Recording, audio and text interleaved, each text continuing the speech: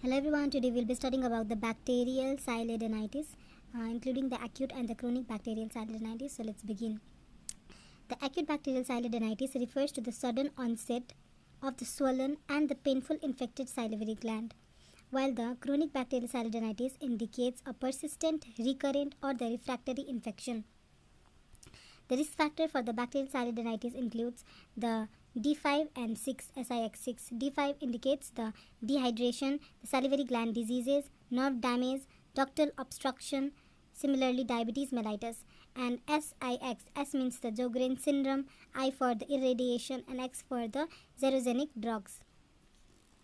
Similarly, it commonly affects predominantly the middle-aged and the elderly.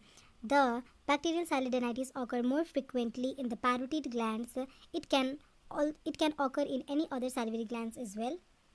This is because the serous parotid gland saliva contains the fewer protective lysozyme and the IgA antibodies.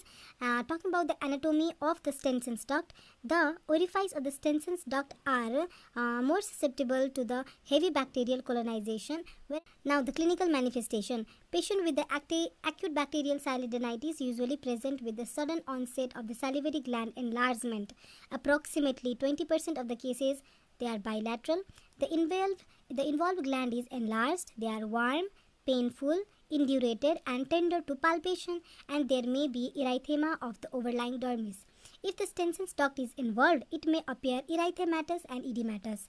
These findings may be accompanied by the fever, chills, malaise, trismus and dysphagia. The clinical examination involved gland should be the clinical examination of the involved gland. The clinical examination of the involved glands should include the bimanual palpation along the path of the excretory duct. In approximately 75% of the cases, purulent discharge may be expressed from the ductal orifice. The drainage from the gland may be absent, however, if there is ductal obstruction, for example, sialolith, or in the early stage of the disease. Rarely, an abscess may develop in the setting of the chronic bacterial sialadenitis. Due to the dense capsule surrounding the submandibular and the parotid gland, it is difficult to determine based on the physical exam alone whether an abscess has been formed or not. So, a maxillofacial CT with the intravenous contrast is the most sensitive, commonly used imaging modality for differentiating an abscess from other salivary gland pathology. Now, the differential diagnosis. The differentiating between the viral and the bacterial parotitis can be challenging. In general, the viral infections are bilateral, affects the younger patient, and have the prodromal symptoms and do not involve the purulent discharge, and the patient appears less unwell.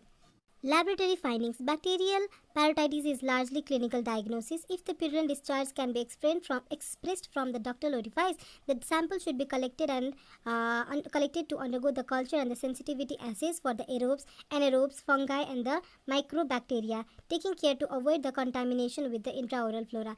And a second specimen should be sent for the grams. A complete blood count with the differential may show the leukocytosis and the neutrophilia. The infection are often microbial. However, the Staphylococcus aureus is far more commonly isolated pathogen in the bacterial parotitis. Now, the management. The treatment of the bacterial sialadenitis involves the addressing the signs and symptoms of the infection, eliminating the causative bacteria, rehydration, resolving the glandular obstruction where present. Initially, this may involve the use of the analgesic fluids, heat application, glandular massage, or the oral hygiene products and the sialologus. Next is the antibiotic therapy may be necessary if there is sign and symptom of the systemic spread of the infection. It is estimated that up to 75% of the infection are caused by the beta lactamase producing bacteria. Therefore, the treatment with the anti-staphylococcal penicillin, a combination of the beta lactamase inhibitor or a first generation cephalosporin is appropriate. The macrolides such as the azithromycin with the metronidazole can be given for those with the penicillin allergy. The next is anti-inflammatory agent, including the steroids, may help to reduce the pain and the swelling.